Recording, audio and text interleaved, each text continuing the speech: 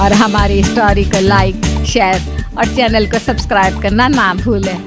तो हमें कमेंट करके जरूर बताइएगा। गांव की चाउमीन। गांव में चाउमीन का चलन अभी अच्छे से नहीं आया था, लेकिन सुरेश शहर से चाउमीन बनाना सीख कर गाँव में ठेला लगाता है। अरे ये केचुआ है क्या भैया? कैसे खाया जाता है? अरे नहीं, ये चाउमीन है। चाउमीन शहर में खाया जाता है। कितने की दे रहे हो सुरेश? 10 रुपए की प्लेट भरकर। तभी वहां शहर से पढ़ा एक लड़का आता है। जरा एक प्लेट चाउमीन तो देना। सुरेश उसे चाउमीन देता है। उसे चाउमीन खाता देख गांव वाले भी उससे चाउमीन ले लेते हैं और खाने लगते हैं। अरे वाह सुरेश भैया, कमाल की बनाए हो। 2 प्लेट मेरे बच्चों के लिए भी पैक कर दो।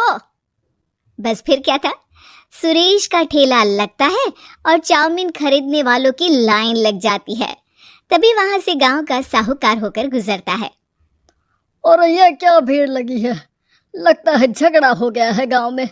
चलूं मैं अभी तो मजे ले लूं। अरे कहाँ है, इतनी भीड़ लगी है यहाँ?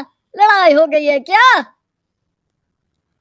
अरे साहूकार साहब, ना कोई लड़ाई ना हुई है। ये तो सुरेश की दुकान है चाउमीन की। हम लोग चाउमीन खाने आए हैं, आप भी खाइए ना। साहूकार चाउमीन खाता है और सुरेश की तरफ देखता है, जो सारे दिन के पैसे गिन रहा होता है। अरे सुरेश, क्या लागत है इस काम की?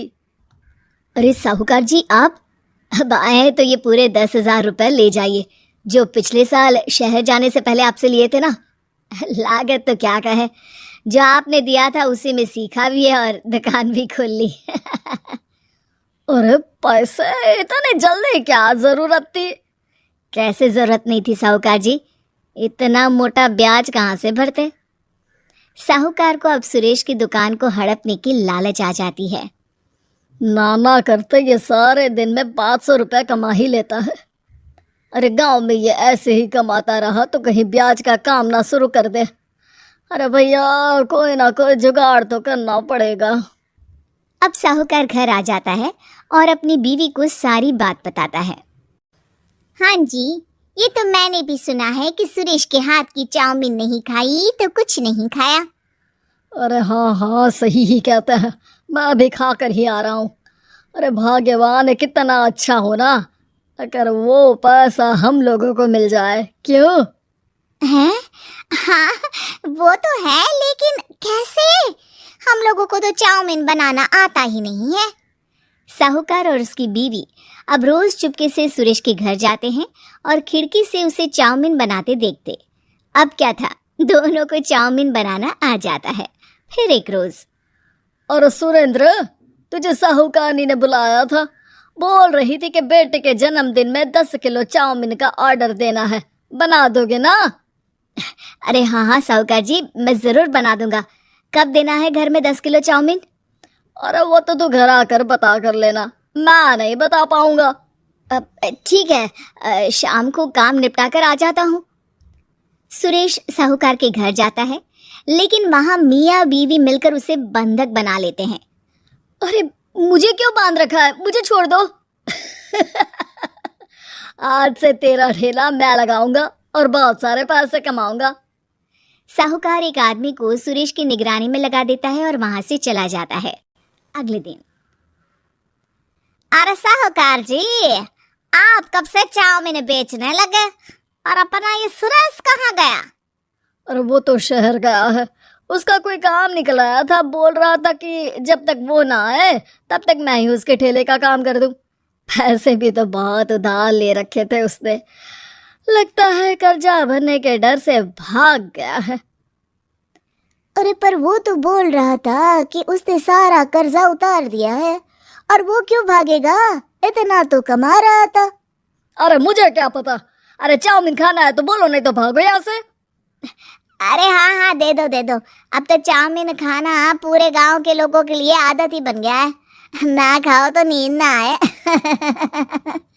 हाँ, तो लो और निकालो 50 रुपए। 50 रुपए क्यों? सुरेंद्र तो 10 रुपए में देता था।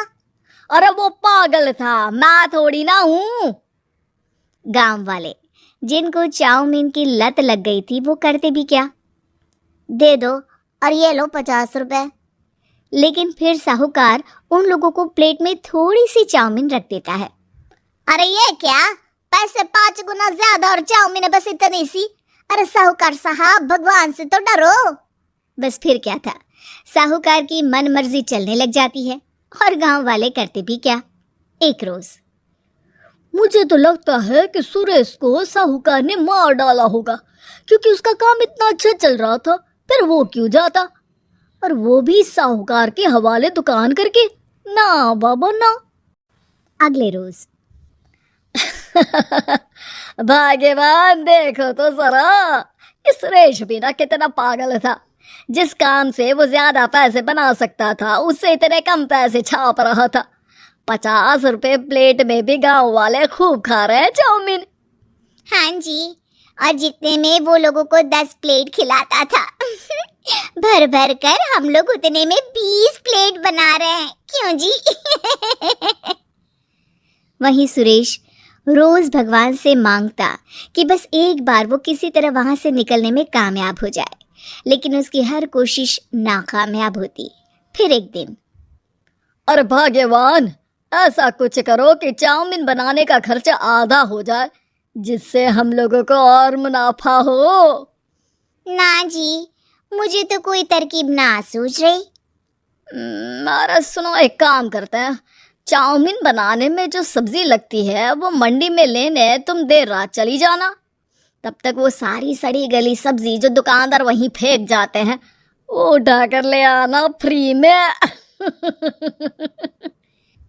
अरे वाह जी वाह, आप तो बहुत समझदार हैं जी।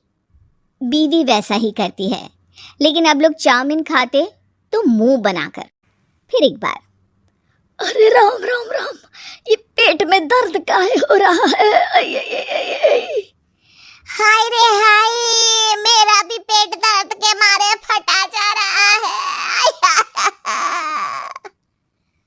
सभी को शक हो जाता है कि उन लोगों को चाउमीन खाने से ही ये बीमारी हो गई है।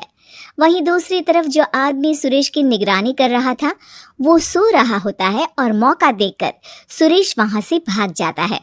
सुरेश गांव वालों के पास जाकर उन्हें सब कुछ बता देता है। बस अब क्या था, साहूकार के घर पुलिस पहुंच जाती है।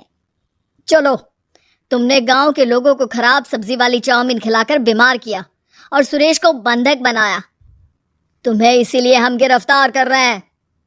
साहूकार को पुलिस ले जाती है और फिर अगले दिन से सुरेश का ठेला गांव के बाजार में लग जाता है, जहां अब पहले से ज्यादा भीड़ होती है।